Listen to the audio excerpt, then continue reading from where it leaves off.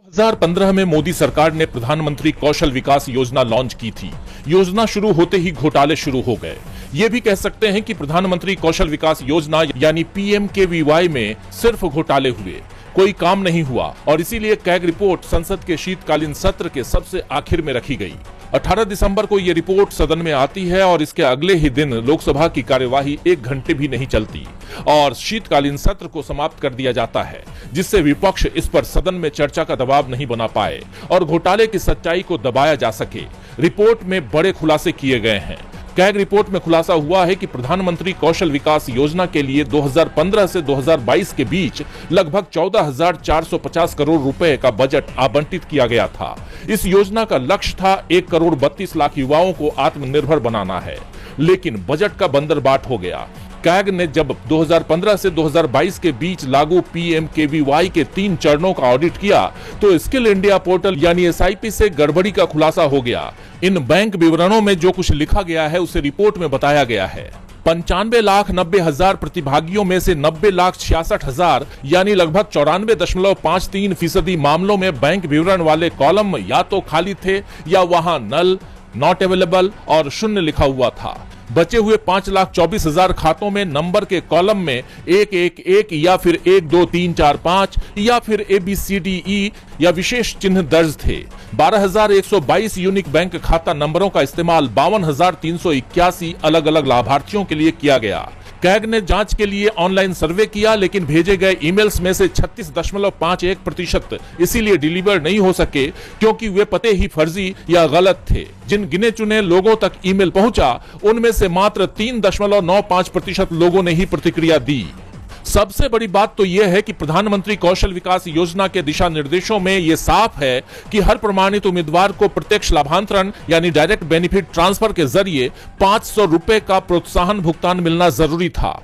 अक्टूबर 2024 तक के जो आंकड़े सामने आए हैं उसमें 95,91,000 प्रमाणित उम्मीदवारों में से 61,14,000 को ही किसी तरह का भुगतान मिल पाया है।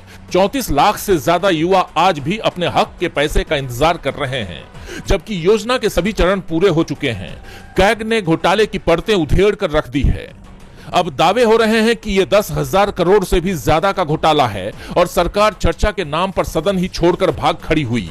लेकिन अगले महीने बजट सत्र आ रहा है, इस घोटाले का जवाब सरकार को देना ही होगा। एप्स्टीन मामले में अमेरिकी राष्ट्रपति डोनाल्ड ट्रंप जितना बचने की कोशिश कर रहे थे, अब जब इस केस की फाइल्स पब्लिक कर दी गई हैं, तो राष्ट्रपति पर सवालों की कड़ी थमने की बजाय और बढ़ती नजर आ रही है, क्योंकि अमेरिकी न्याय विभाग की वेबसाइट पर जारी किए गए 3 लाख दस्तावेजों में अमेरिका के पूर्व राष्ट्रपति Bill Clinton, pop singer Michael Jackson, Hollywood actor Chris Tucker, British prince Andrew जैसे दिग्गजों की तस्वीरें तो हैं, लेकिन ट्रंप का जिक्र भर किया गया है। ये भी कह सकते हैं कि ट्रंप को बचाने की पूरी कोशिश की गई है, जबकि पूर्व राष्ट्रपति बिल क्लिंटन का भरपूर जिक्र था। अदालती दस्तावेजों में यह खुलासा हुआ है कि एप्स्टीन ने कथित तौर पर फ्लोरिडा के मारे-लागो रिजॉर्ट में ट्रंप से एक 14 साल की लड़की का परिचय कराया था। पीड़िता का आरोप है कि एप्स्टीन ने कई सालों तक उसका शोषण किया, लेकिन उसने अपनी याचिका में ट्रंप पर कोई आरोप नहीं लगाए। इसे लेकर अब कई सवाल उठ रहे हैं, क्योंकि ट्रंप प्रशासन ने तय समय सीमा में भी इस केस की पूरी फाइल्स पब्लिक नहीं की है और जो दस्तावेज पब्लिक डोमेन में रखे भी गए हैं उनमें पीड़िता की सुरक्षा का हवाला देते हुए कई जानकारियां छुपाई गई। क्लिंटन के प्रवक्ता एंजेला ओरेना ने ट्रंप प्रशासन पर आरोप लगाते हुए कहा है कि ये सब आने वाले खतरे से खुद को बचाने या भविष्य में वे जो कुछ छिपाने की कोशिश करेंगे उससे बचने के लिए किया जा रहा है। वहीं डेमोक्रेट्स के सांसदों ने भी ट्रंप प्रशासन से निराशा जताते हुए पूरे दस्तावेज जारी न करने को कानून का उल्लंघन बताया है। इस मामले की गूंज अमेरिका, ब्रिटेन समेत दुनिया के अलग अलग कोने में सुनाई दे रही है। अब देखना यह होगा कि बची हुई डॉक्यूमेंट्स कब जारी होते हैं। क्या ट्रंप प्रशासन वाकई में कुछ छुपा रहा है? सांसद राहुल गांधी जर्मनी के दौरे पर हैं और अब उन्होंने एक बार फिर विदेश की धरती से राष्ट्रीय स्वयंसेवक संघ यानी RSS पर तीखा हमला बोला है। राहुल ने RSS चीफ मोहन भागवत को आड़े हाथों लिया और कहा कि RSS का वैचारिक नेतृत्व सत्ता को महत्व देता है। राहुल ने सच्चाई बताते हुए कहा कि RSS चीफ खुले तौर पर कह रहे हैं कि सच्चाई का कोई महत्व नहीं है, शक्ति महत्वपूर्ण है। यही उनमें और हमें अंतर है। हमारी पूरी संस्कृति सत्य पर आधारित है। आप किसी भी धर्म को देख लें, मूल रूप से वो यही कहते हैं कि सत्य का पालन करो। कांग्रेस, महात्मा गांधी और आप सभी, हम भारत के लिए सत्य की रक्षा करते हैं। आरएसएस ऐसा नहीं करती। राहुल गांधी ने आगे कहा कि चाहे कोई भी धर्म हो, उसका मूल संदेश सत्य के साथ खड़े रहने का है। राहुल ने अपने इस बयान के जरिए आरएसएस की मानसिकता उजागर कर रख दी है। बता दें कि हाल ही में मोहन भागवत ने कहा था कि दुनिया सत्य को नहीं बल्कि शक्ति को देखती है। अब उनके इसी बयान पर राहुल ने 7 समंदर पार से आरएसएस को घेरा है। राहुल ने जर्मनी में एक कार्यक्रम के दौरान ये बात कही है, जिसकी काफी चर्चा हो रही है। और ये कोई पहला मौका नहीं है जब राहुल गांधी ने विदेश से संघ पर हमला बोला हो। इससे पहले भी कई बार राहुल गांधी ने विदेश से आरएसएस को लेकर खुलकर अपनी राय रखी है। मनरेगा योजना में किए गए हालिया बदलाव को लेकर सीपीपी चेयरपर्सन सोनिया गांधी ने मोदी सरकार पर तीखा हमला बोला है। उन्होंने आरोप लगाया कि सरकार ने बिना किसी सलाह मशविरा या विपक्ष को विश्वास में लिए इस क्रांतिकारी कानून को कमजोर कर दिया। सोनिया गांधी ने एक वीडियो जारी किया जिसमें उन्होंने कहा, मुझे आज भी याद है 20 साल पहले डॉक्टर मनमोहन सिंह प्रधानमंत्री थे, तब संसद में मनरेगा कानून आम राय से पास किया गया था। यह ऐसा क्रांतिकारी कदम था जिसका फायदा करोड़ों ग्रामीण परिवारों को मिला था, खास तौर पर वंचित, शोषित, गरीब और अति गरीब लोगों के लिए रोजी रोटी का जरिया बना। रोजगार के लिए अपनी माटी, अपना गांव, अपना घर परिवार छोड़कर पलायन करने पर रोक लगी। रोजगार का कानूनी हक दिया गया, साथ ही ग्राम पंचायतों को ताकत मिली।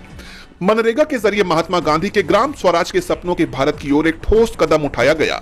ये बहुत अफसोस की बात है कि अभी हाल ही में सरकार ने मनरेगा पर बुलडोजर चला दिया।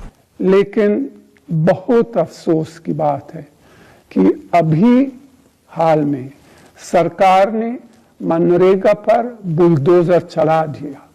न सिर्फ महात्मा गांधी का नाम हटाया गया, बल्कि मनरेगा का रूप स्वरूप बिना विचार विमर्श किए, बिना किसी से सलाह मशविरा किए, बिना विपक्ष को विश्वास में लिए मनमाने ढंग से बदल दिया गया।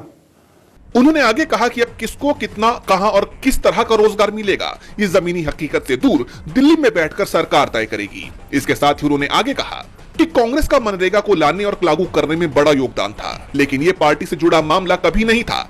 ये देश हित और जनहित से जुड़ी योजना थी। मोदी सरकार ने इस कानून को कमजोर करके देश के करोड़ों किसानों, श्रमिकों और भूमिहीन ग्रामीण वर्ग के गरीबों के हितों पर हमला किया है।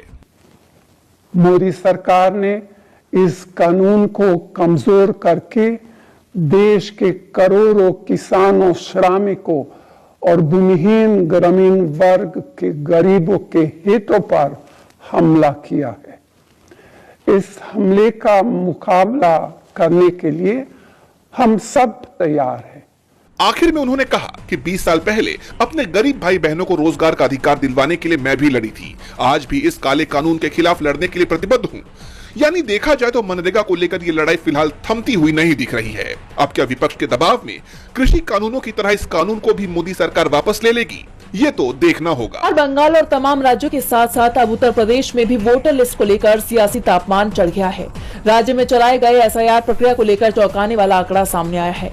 बताया जा रहा है कि उत्तर प्रदेश में करीब 2,95,00,000 वोटर अब भी अनट्रेसेबल यानी लापता हैं। चिंता करने वाली बात यह है कि राज्य में एसआईआर अभियान की लास्ट डेट 26 दिसंबर है, जिसमें महज 6 दिन बाकी है।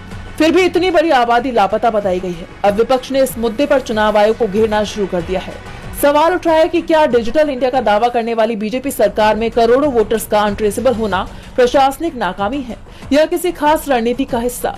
मुख्य निर्वाचन अधिकारी नवदीप रेणवा का कहना है कि 26 दिसंबर की समीक्षा के बाद तारीख बढ़ाने पर विचार होगा, लेकिन सवाल यह है कि क्या तारीखें बढ़ाना ही इकलौता रास्ता है?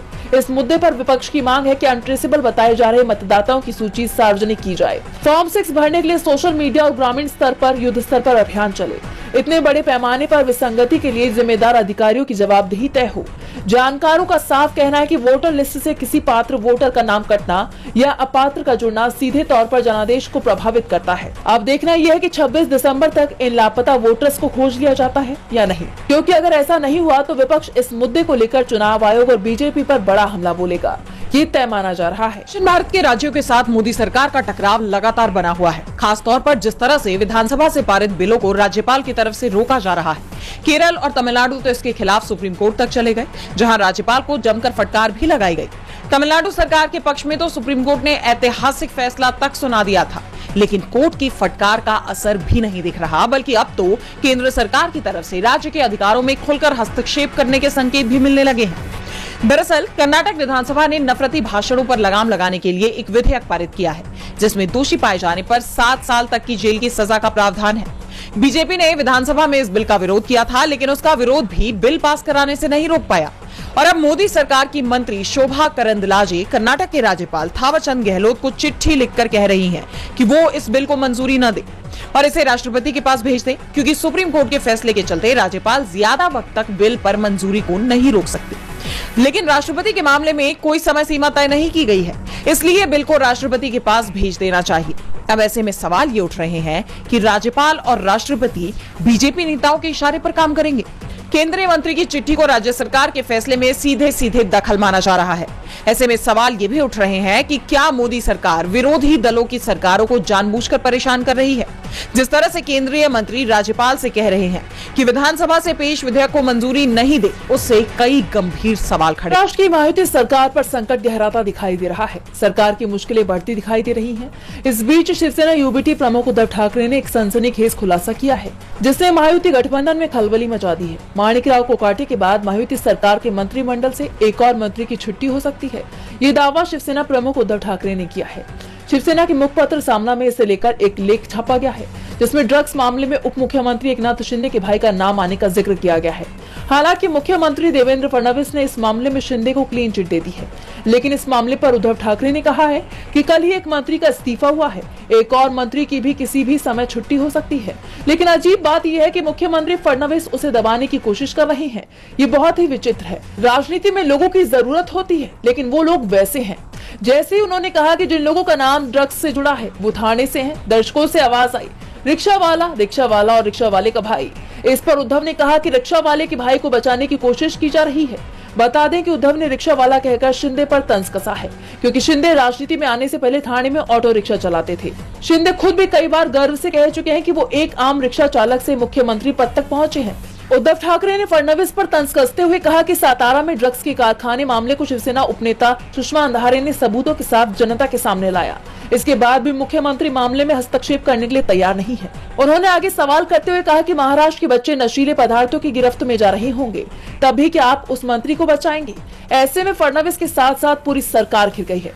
अब सीएम फडणवीस इस मामले में क्या जवाब देते हैं ये देखना होगा। लेकिन जिस तरह से एक एक करके सरकार के मंत्रियों की संख्या कम हो रही है, उससे एनडीए की परेशानी बढ़ सकती है। अब इस मुसीबत से एनडीए कैसे निपटता है, इस पर सबकी नजरें बनी हुई।